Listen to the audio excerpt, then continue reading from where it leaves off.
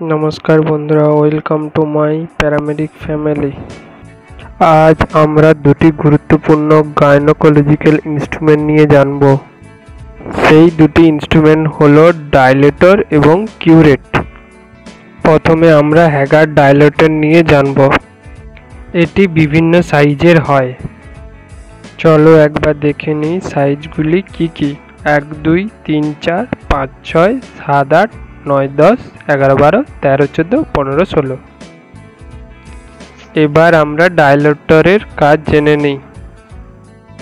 1. Uterine dilation. 2. Measurement level দেখতে সাহায্য করে ইউটেরাস এবং সার্ভিক্সের। এবার আমরা কিউরেট নিয়ে জানব। চলো দেখে নিই। ডাইলেটরের মতন কিউরেট বিভিন্ন সাইজের হয়ে থাকে। চলো দেখে নিই একবার। এবার আমরা কিউরেটের কাজ নিয়ে জানব। এটি ইউটেরাইন লাইনিং বা ক্যাভিটির টিস্যু রিমুভ করতে সাহায্য করে।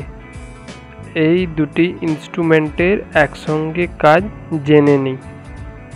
DNC, endometrium biopsy, miscarriage abortion, child বার্থের সময় প্লাসেন্টার কোনো অংশ ইউটেরাসের মধ্যে রয়ে গেলে।